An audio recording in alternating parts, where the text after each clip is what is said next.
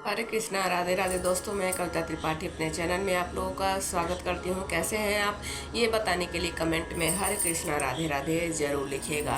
देखिए, जैसा कि आप सभी को मालूम है कि बैसाख का महीना शुरुआत हो चुकी है और बैसाख का महीना भगवान विष्णु को अत्यंत प्रिय है, क्योंकि भगवान विष्णु ने स्वयं अपना नाम माधव मास भी, बैसाख महीने को माधव मास भी कहा जाता है।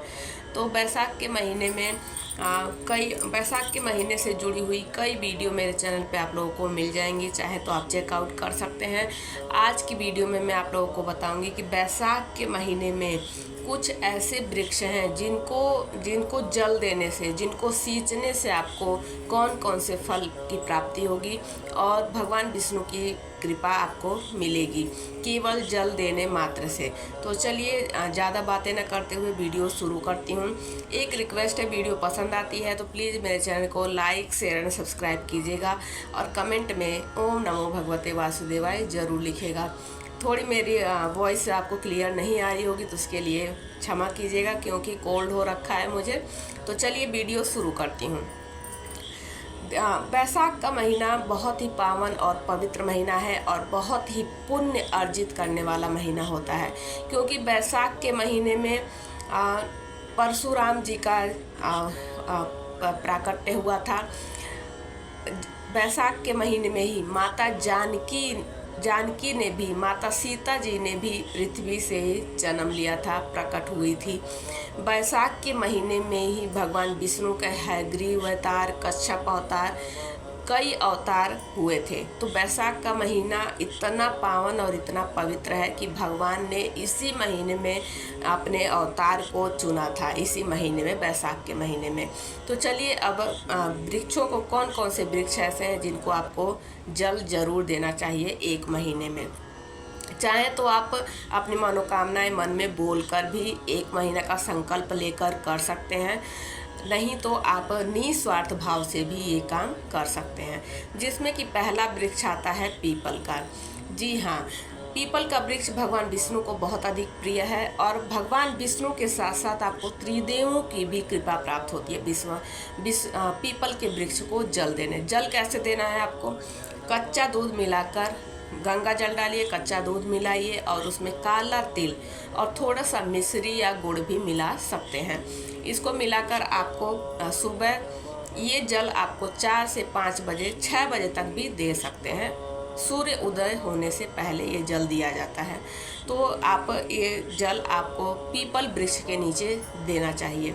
त्रिदेवों की कृपा के साथ साथ आपको पितरों की भी कृपा प्राप्त होती है पीपल को जल देने से। दूसरा वृक्ष है आंवले का वृक्ष। आंवले का वृक्ष माता लक्ष्मी को बहुत प्रिय है और साथ ही साथ भगवान विष्णु को भी बहुत प्रिय है। तो आंवले वृक्ष को भी जल दे सकते हैं। एक काम और आप कर सकते हैं, अगर आपके घर, आपके आसपास आंवले का वृक्ष नहीं है तो आप बैसाख के महीने में आंवले का वृक्ष, अगर आपके आगे कच्ची ज़मीन है तो वहाँ पर आंवले का वृक्ष लगा सकते हैं। अगर नहीं है तो आप गमले में भी आंवले का वृक्ष लगा सकते हैं। और बैसाख के महीने से शुरुआत करके आपको 12 महीने आंवले के वृक्ष में जल जरूर देना चाहिए और शाम के टाइम पर एक दीपक जरूर जलाना चाहिए। इससे क्या होता है, माता लक्ष्मी की कृपा प्राप्त होती है और साथ ही साथ भगवान विष्णु की भी कृपा आपको मिलती है। दूसरा वृक्ष मैंने बताया आंवले का। तीसरा वृक्ष हो गया आकड़े का।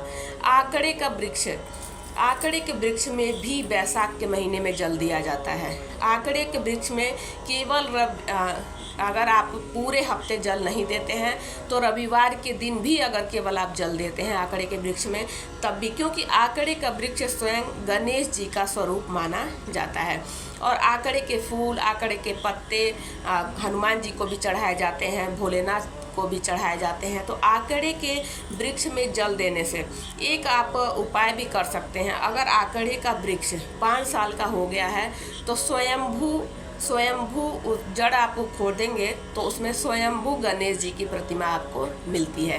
उस प्रतिमा को गंगा जल से धोकर अपने पूजा स्थान पर स्थापित करके गणेश जी के स्वरूप में आप उसकी पूजा करते हैं तो गणेश जी की कृपा मिलती है, साथ ही साथ माता लक्ष्मी जी की भी कृपा आपको मिलती है। तो आपको बैसाख के महीने में आकड़े की वृक्ष की भी पूजा आपको जल जरूर देना चाहिए। और शाम के टाइम दीपक भी आप जला सकते हैं। अगला वृक्ष है जो बैसाख के महीने में आपको पूजना चाहिए, वो है तुलसी माता। तुलसी माता की हम नित्य पूजा करते हैं, लेकिन आप बैसाख के महीने में विशेष संकल्प लेकर आप पूजा कर सकते हैं। ये संकल्प ले सकते हैं कि अगर आपके घर में शालिग्राम है, लड्डू गोपाल जी हैं, विष्णु भगवान की प्रतिमा है, फोटो है, मूर्ति है, कुछ भी है, अगर कोई भी स्वरूप आप रखें अपने घर में, तो डेली एक चंदन लगाकर तुलसी पत्र आप अपने बाल गोपाल को, अपने शालिग्राम जी को माथे पर जरूर चिपकाने का संकल्प ले सकते हैं कि मैं डेली ये संकल्प लेती हूँ कि चंदन युक्त तुलसी डेली अपने प्रभु के माथे पर रखूँगी। ये संकल्प भी आप ले सकते हैं। और तुलसी पूजन तो हम डेली करते हैं, लेकिन बैसाख के महीने में आपको विशेष रूप से तुलसी पूजन करना चाहिए। माता तुलसी की कृपा, स्वयं माता लक्ष्मी की कृपा आपको मिलती है, क्योंकि जो तुलसी माता है वो माता लक्ष्मी जी का ही स्वरूप है। तो तुलसी पूजन भी आप करिएगा। बैसाख के महीने में अगला वृक्ष है, जो भी देव वृक्ष आपको मिल जाए। देव वृक्ष में आता है बेल वृक्ष। बेल वृक्ष के भी आप पूजा आराधना कर सकते हैं, जल सींच सकते हैं, जल दे सकते हैं। शाम के टाइम दीपक जला सकते हैं। दीपक आप घी का भी ले सकते हैं, तिल का तेल का भी ले सकते हैं। अगर दोनों ही आपका सामर्थ्य नहीं है तो आप सरसों के तेल का भी दीपक जला सकते हैं। दीपक जलाते वक्त उसमें 2 लौंग डाल सकते हैं, डालकर भी जलाया जाता है। लौंग ना हो पाए तो काला तिल डालकर आप दीपक जला सकते हैं। या केले का वृक्ष हो गया, केले के वृक्ष में भी आप गंगा जल मिश्रित जल से पीला चंदन डालकर, आप पीले पुष्प डालकर आप जल अर्पित कर सकते हैं। केले के वृक्ष की सेवा करने से, उनको जल देने से, शाम के टाइम घी का दीपक जलाने से विष्णु भगवान की कृपा के साथ साथ बृहस्पति देव की भी कृपा हमें मिलती है।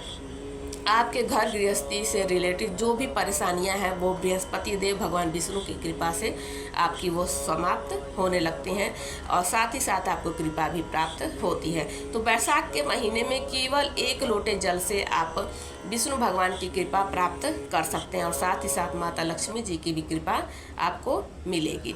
तो ये उपाय आप जरूर करके देखिएगा, ये कार्य आप जरूर कीजिएगा बैसाख के महीने में। अगर 12 महीने नहीं कर सकते हैं तो बैसाख के महीने में आप जरूर कीजिएगा।